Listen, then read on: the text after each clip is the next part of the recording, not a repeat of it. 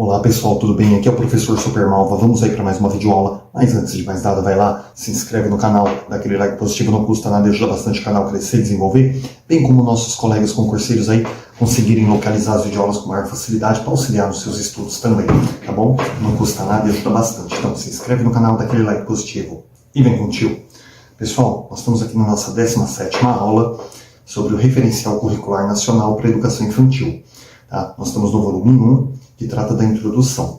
E vocês podem ver, né? Estou aqui na cozinha, falando até meio baixo, porque ó, cabelinho meio descabelado aqui, mas é madrugada, são 4h30 da manhã, e os estudos não podem parar, né? Então, fiz videoaulas nessa última madrugada, fiz videoaulas hoje à tarde, e aí a família está dormindo lá, preparei umas videoaulas aqui para estar fazendo agora para vocês, porque os estudos não podem parar, o concurso vai chegar, e tem que estar pronto aí, né, o nosso conteúdo, tá bom? Então, se ficar um pouquinho baixo, acredito que não, os vídeos de ontem ficaram muito bons. Então, se ficar um pouquinho baixo, vocês me perdoem. Mas vamos lá.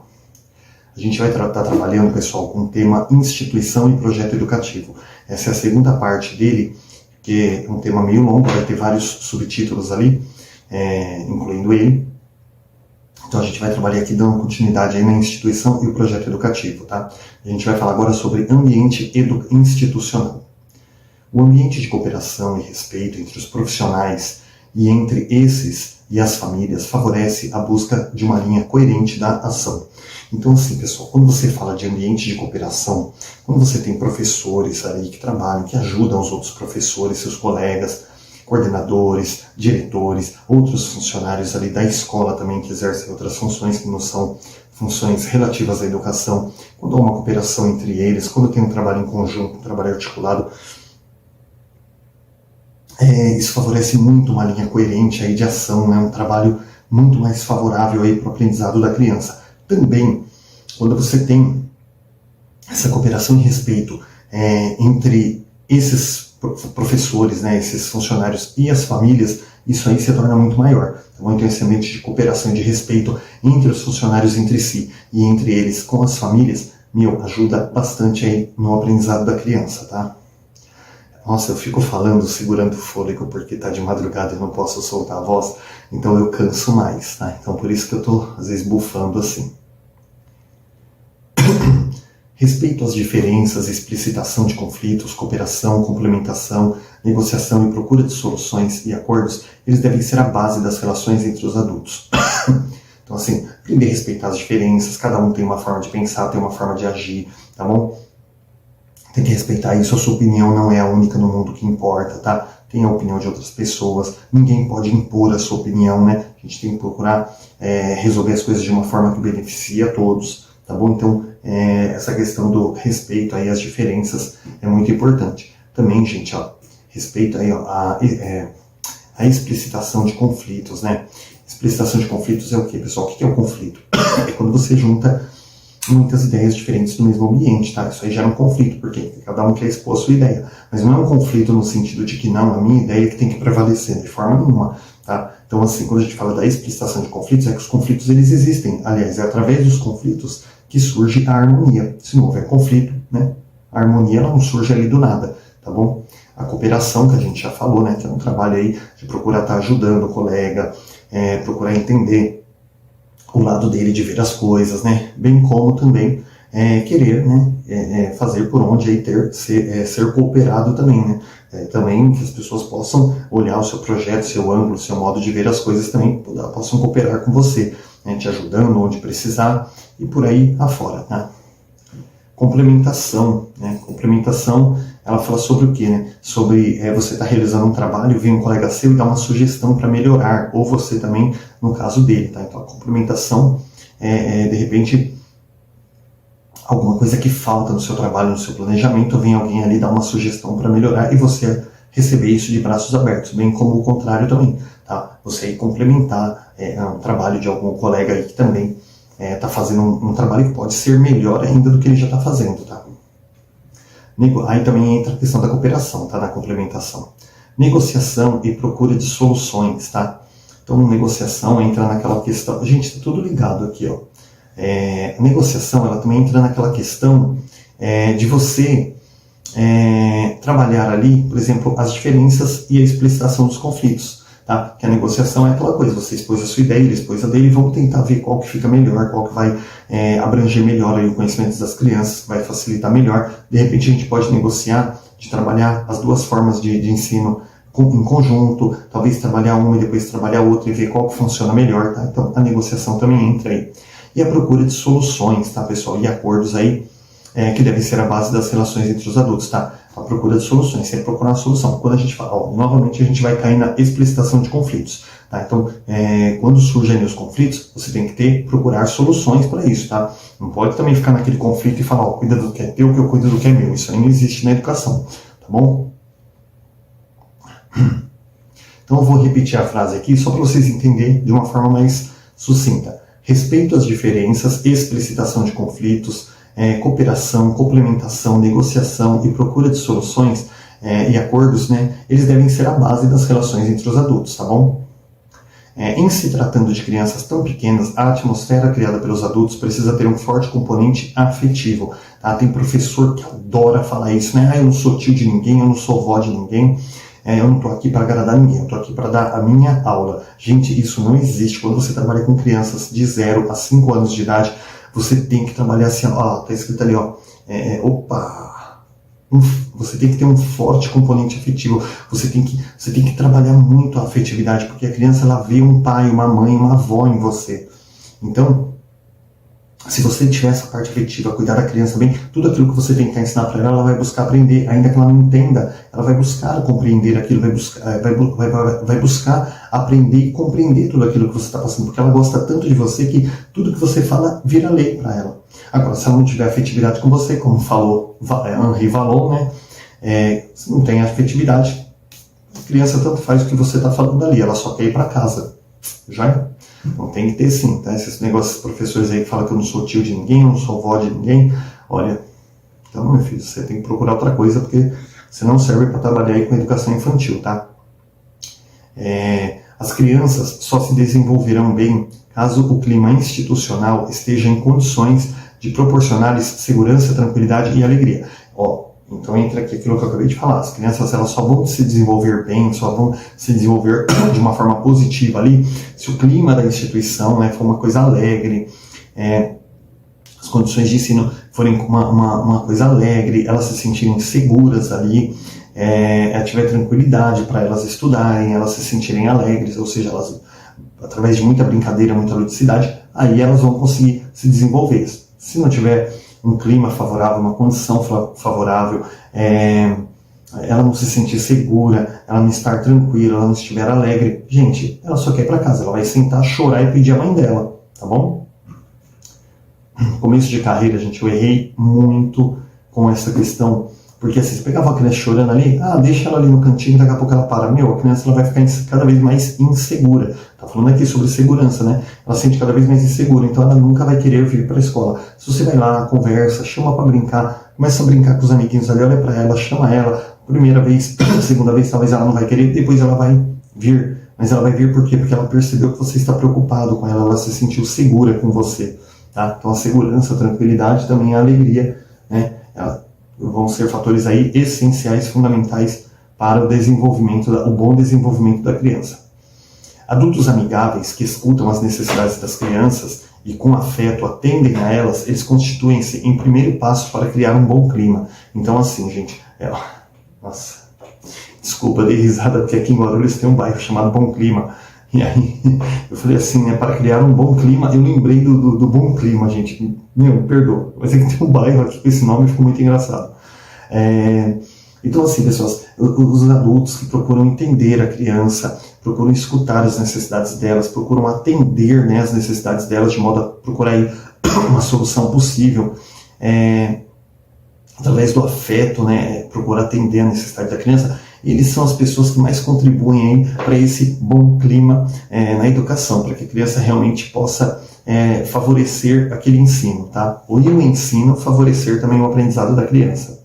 As crianças, elas precisam ser respeitadas em suas diferenças individuais, ajudadas em seus conflitos por adultos que sabem sobre o seu comportamento, entendem suas frustrações, possibilitando-lhes limites claros. Então elas precisam ser respeitadas aí em suas diferenças individuais, ou seja, toda criança ela não é igual. Tem aquela criança que já chega na escola fazendo bagunça, tem aquela criança que chega na escola toda alegre, tem aquela que chega quietinha, fica lá, não enche a paciência de ninguém, e tem aquela criança que vai chegar, vai chorar, só que a mãe enche o saco, tem aquele que chega que só quer bater. Cada um tem uma diferença, e o professor tem que procurar trabalhar essas diferenças, ver aquela criança que é agressiva, por que ele é agressivo, qual a forma. Gente, olha, uma coisa que eu sempre trabalhei na escola, quando você pega alunos agressivos, a melhor forma de você trabalhar isso com eles é botar ele para te ajudar. Nossa, como essas crianças gostam de ajudar. Aí você percebe uma coisa, que a criança agressiva, ela vem de casa infeliz, porque em casa ela não é ouvida, em casa ela não é vista, ela não é prioridade em nada, e então ela já chega na escola achando assim, a vida é uma droga. Então ela chega na escola agressiva. E quando ela chega lá com o professor, gente, são quase 5 horas da manhã, então eu tô começando a ficar com sono, por isso que eu dou umas piscadas assim de vez em quando. Então assim, ela vai chegar, se você bota ela para te ajudar, ela fala, puxa, eu sou importante para o professor. É o primeiro passo. Gente, como melhora o desenvolvimento dessas crianças, tá? O primeiro passo é você chamar para te ajudar. Aí quando ela perceber que ela é especial para você, aí você começa a conversar com ela, dar um conselho, né, tal. Essa criança vai se apegar a você, porque ela não tem mais ninguém na casa dela que ela possa fazer isso. Então, já melhora o comportamento dela. Aquela criança que chora, mostrar para ela que você está ali como amigo, tal. Gente, o professor tem que trabalhar com a individualidade das crianças, as diferenças de cada uma, tá? Então as crianças elas precisam ser respeitadas nas suas diferenças individuais, precisam ser ajudadas, né, em seus conflitos ali por adultos. Muitas vezes ali as crianças estão ali brigando por alguma coisa, tem que ter o professor para chegar, mas não é para brigar. O professor para chegar, para falar assim, olha, não é assim, ó, brinca um pouquinho você, brinca um pouquinho você. Se é um brinquedo que dá para brincar os dois juntos, brinca os dois juntos. Ao invés de ficar disputando, brinca os dois juntos. Vai ser bem mais legal.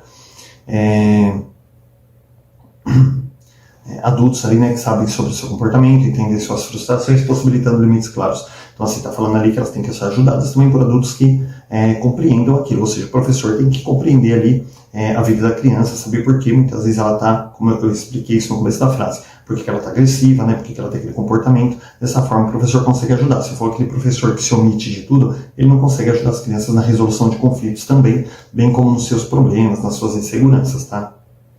Os adultos, eles devem respeitar o desenvolvimento das crianças e encorajá-las em sua curiosidade, valorizando os seus esforços. Gente, isso aqui eu falei, olha, não vou insistir, eu não vou esticar muito, porque eu falei, nós somos na aula 17, eu falei isso na aula 16, praticamente inteira sobre isso, tá?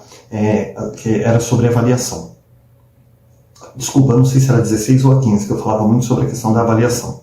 E, gente, sempre que você vai, por exemplo, trabalhar com a criança através da mediação, através da avaliação, é sempre baseado naquilo que ela aprendeu e nunca naquilo que ela não aprendeu. Se você tentou ensinar os números de 1 a 10 e ela só aprendeu até o 6, você não vai falar, olha, ainda falta 4. Você não vai fazer isso. Você vai dizer, olha que legal, já aprendeu 6 números, parabéns. Nossa, desse jeito você vai sair daqui sabendo os 10, né? A criança ela vai buscar aprender os outros 4.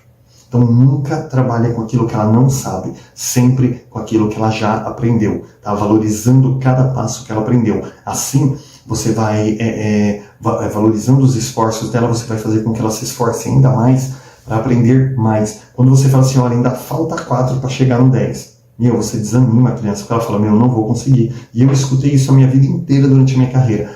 Tio, eu não sei fazer. Eu não consigo. Faz um quadrado. Não sei. Faz uma bola. Não sei. A criança nem tenta, porque ela tem medo de errar e o professor brigar. Tá? Então, sempre valorizar o esforço das crianças e respeitar o desenvolvimento delas ali, encorajando também a sua curiosidade, tá? Olha, vamos lá, vamos ver. Olha, tá vendo essa caixinha? Se a gente abrir ela, o que será que tem dentro? Encorajar a criança ali, explorar os objetos para que ela possa aprender também de uma forma melhor, tá? Agora a gente vai falar sobre formação do coletivo institucional, tá bom? Elaborar e implantar um projeto educativo requer das equipes de profissionais das instituições um grande esforço conjunto. Tá? Então, para implantar um projeto, implantar um projeto educativo aí, as equipes profissionais das instituições aí precisa trabalhar juntos. Se o professor tentar trabalhar sozinho, o projeto provavelmente não vai sair, tá? Então, a equipe tem que se juntar e se esforçar muito aí. A direção da instituição, ela tem um papel chave. Gente, essa camiseta aqui, desculpa, essa camiseta é velha, cara. camiseta de dormir. Então eu tô vendo agora que vocês vão falar, tadinho desse professor, vou comprar uma camiseta para ele. Mas é camiseta velha de dormir, viu, gente? Eu tô mais preocupado com o conteúdo do que com o vestuário, o cabelo. Mas às vezes eu fico olhando assim, depois minha esposa olha e fala assim, puta, você tem coragem de postar um vídeo desse? Então, pelo amor de Deus, gente, tá? Não repara na camisetinha de dormir, no cabelo, e vamos focar na aula, tá bom? Eu tenho que falar isso, porque senão minha esposa assiste o vídeo e depois ela chama a minha atenção. Vamos lá. A direção da instituição ela tem um papel-chave nesse processo quando auxilia a criação de um clima democrático e pluralista. Tá? Então, quando o artigo 14 da LDB ele fala sobre a gestão democrática. Então, quando a instituição ela auxilia na criação de um clima democrático ali, onde todos participam, onde todos criam, onde todos votam, onde todos elaboram, onde todos decidem, tá? Ela acaba ajudando muito nessa questão da pluralidade, né, das opiniões diversas, do respeito, da cooperação, tá bom? Então é muito importante que a instituição ela assuma essa função aí da gestão pedagógica. Deve incentivar também e acolher as participações de todos, de modo a possibilitar um projeto que contemple a explicitação das divergências e das expectativas de crianças, pais, docentes e comunidade. Então, a instituição escolar, bem como a gestão, ela deve incentivar e acolher a participação de todos ali, né? De modo a possibilitar aí um projeto que contemple tanto as divergências quanto as expectativas aí da comunidade escolar. Então, assim, quando a gente vai montar um projeto, tem que juntar a equipe, né? Procurar ver se aquilo realmente é relevante, se aquilo tem a ver com a sociedade local, onde aquilo vai ajudar, se aquilo vai agradar a comunidade. Por exemplo, às vezes você vai falar assim, vamos colocar aqui um projeto de colocar lixeiras na rua da escola, para que as pessoas, né, deixem a rua mais limpa. É legal, é bonito, é bacana, legal. Só que mais importante para a comunidade hoje é um semáforo na porta da escola, porque elas não conseguem atravessar, porque o fluxo de carro é muito grande. Então, assim, tem que ver ali o que mais vai beneficiar, vai agradar esses pais, essa comunidade escolar, tá bom? Então, a equipe também tem que colher aí dados para ver um projeto pertinente, um projeto que realmente vai colaborar com aquela comunidade, tá bom? Se você acaba montando um projeto achando que está fazendo uma coisa boa e o pessoal não está nem aí, né? Na verdade, eles precisavam de uma coisa completamente diferente. O coletivo de profissionais da instituição de educação infantil, entendido como organismo vivo e dinâmico, é o responsável pela construção do projeto educacional e do clima institucional. Então, assim, todos os professores aí das instituições, né,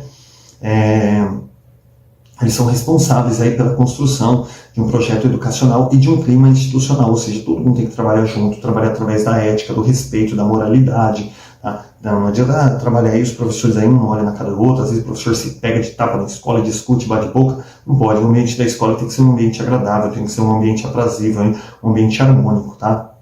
Quando a gente fala um ambiente de conflitos também, um ambiente de conflitos, mas que conflito? Aquele conflito de que cada um tem uma ideia e a gente vai buscar uma solução para aquilo, não é aquele conflito do tipo o Corinthians é melhor que o Palmeiras, ou sei lá, tipo, né, um professor quer trabalhar um projeto e ninguém quer saber de nada. Então não é esse tipo de conflito, tá? São conflitos aí de ideias para melhorar a escola, tá? Com diversidade de opiniões. É um conflito positivo, não é esse tipo de conflito de briga, não. A tematização da prática, o compartilhar de conhecimentos, são ações conduzidas com intencionalidade, formam um coletivo, criando condições para que o trabalho desenvolvido seja debatido, compreendido e assumido por todos. Então, assim, quando vocês vão discutir sobre a prática numa escola, né, a prática de um projeto, de um trabalho, e aí cada professor começa a colocar aquele conhecimento que ele tem sobre aquilo, começa a dar sugestões, dar a colaboração dele de acordo com a experiência, gente, isso aí enriquece o ambiente escolar, isso aí faz que o coletivo ele crie condições para que o trabalho desenvolvido ele seja debatido, ele seja enriquecido e possa ser assumido ali por todos ali com qualidade. Tá bom? Então é muito importante assim quando tem esse envolvimento. Compartilhar é um processo que contribui para que a instituição se constitua como unidade educacional, no qual são expressas as teorias e os saberes que sustentam a prática pedagógica. Essa questão do compartilhar, pessoal, por exemplo, na minha escola, às quintas-feiras, sempre a coordenação pede que o professor monte alguma oficina, ou alguma palestrinha, ou alguma aula que possa dar ali durante a atividade, né, que é atividade de 1 hora, mais ou menos 50 minutos ali, que o professor possa passar um pouquinho da experiência dele, alguma coisa legal que possa auxiliar os colegas também no seu trabalho. Então, quando você fala de compartilhar, é isso, é compartilhar o seu conhecimento, a sua experiência, de modo a auxiliar. Mais ou menos isso que eu estou fazendo aqui, né? O pouquinho que eu aprendo aqui sobre a matéria, eu faço a videoaula, uma videoaula meio caseira, né? Como eu falei, aqui na cozinha de casa, de madrugada, com uma camiseta de pijama. Mas o importante é, gente, compartilhar o conhecimento. Para quando você fizer uma prova, por exemplo, você fala, puxa vida, a aula do professor Supermalva me ajudou, né, naquela explicação. E eu também aprendi com outros professores que fazem a videoaula. Então isso aqui, por exemplo, que eu estou fazendo é um compartilhamento. Né? Não cobro nada, não vou falar assim, gente, deposita lá um dinheiro na minha conta, lá não, de forma nenhuma. Isso aqui é o compartilhamento da minha experiência, do meu aprendizado. Estou compartilhando com vocês, por quê? Para que vocês também possam se tornar aí professores da rede pública, né? Se já são professores, aí possam se aperfeiçoar, tá fazendo uma faculdade, possa aprender bem para exercer sua profissão no futuro. Tá? Então, o compartilhamento é muito importante. Tá? Inclusive, tem um ditado que diz assim, que conquista sem contribuição não tem significado. Então, não basta você aprender e você falar assim, eu corri atrás, então para mim está suficiente. Cada um que corra atrás do seu, não pode, tá? Esse compartilhamento, você tem que passar para frente aquilo que você aprendeu. Porque aquilo que você passar para frente, aquilo você não vai perder aquilo que você passou para frente. Pelo contrário, quando você passa para frente, você está estudando 2 vezes. Então você está aprendendo mais ainda. Então você recebe em dobro aquilo que você passa para frente, tá? Então, muito importante aí essa questão do compartilhar, tá?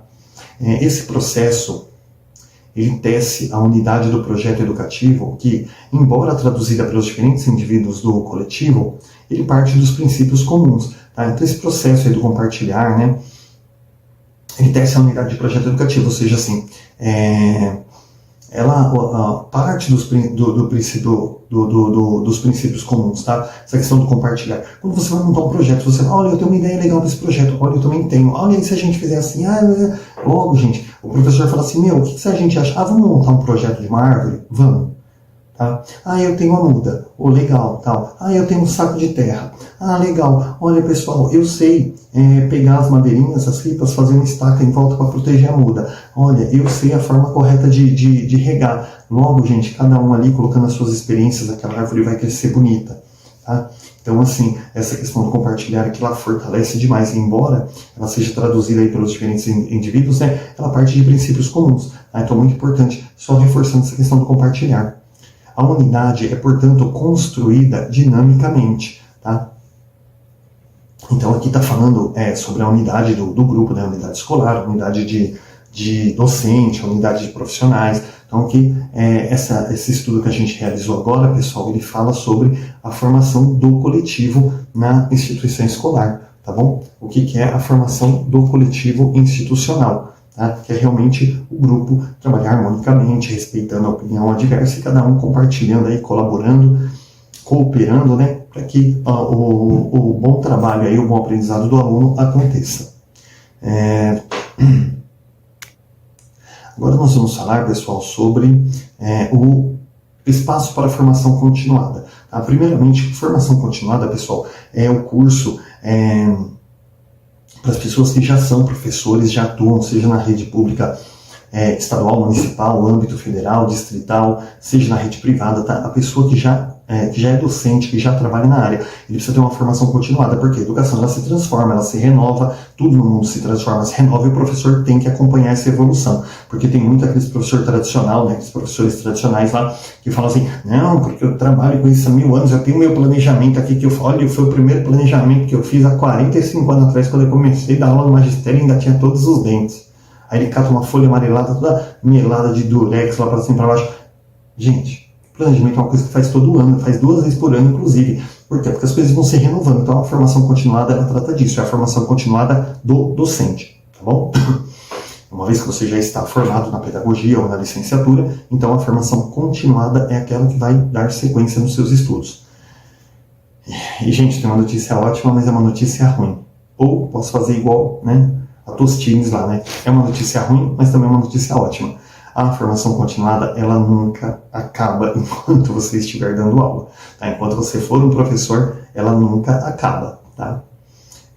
O coletivo, segundo as características apontadas acima, não pode prescindir da formação continuada, que deve fazer parte da rotina institucional e não pode ocorrer de forma esporádica, ou seja, tem que ser uma coisa rotineira mesmo. Toda semana tem que ter ali um curso de formação, por isso que os professores, cada um coloca as suas experiências, né, seus conhecimentos, e vai enriquecendo ali o conhecimento do grupo. Então a formação continuada ela não pode ser uma coisa esporádica. Vamos fazer uma hora, outra hora a gente faz de novo. Não, tem que ser ali, direto, pauleira, porque tudo se transforma. E o professor tem que estar acompanhando tudo, gente. O professor é um Ayrton Senna da vida, tá? Não adianta se formar e achar assim, agora eu tô formado, só alegria. Não, gente, o cara quer ser professor, é estudar pro resto da vida, tá? Mesmo até porque o mundo vai se transformando, a educação, então a gente tem que se transformar junto.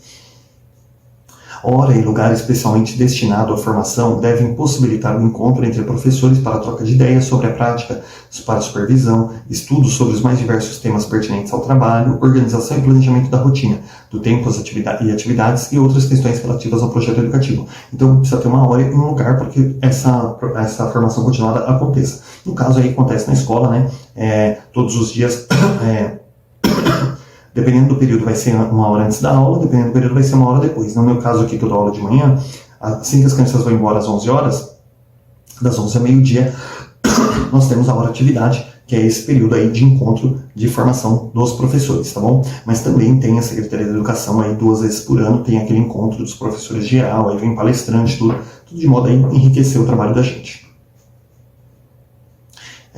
A instituição deve proporcionar condições para que todos os profissionais participem de momentos de formação de naturezas diversas, como reuniões, palestras, visitas, atualizações por meio de filmes, vídeos, etc. Gente, isso aqui é só chover no molhado, tá? São os formatos aí de cursos, formações aí que o professor pode ter, tá? Um filme, uma palestra, um vídeo, alguma coisa assim, tá? Essas diversas ferramentas, tá? A gente vai encerrar essa aula por aqui, que está com quase 27 minutos já, e depois a gente vai dar continuidade em outro tema aqui, tá bom? Gente, bons estudos para vocês, não esqueçam de se inscrever, de dar aquela curtida, tá bom? Bons estudos e até a próxima aula.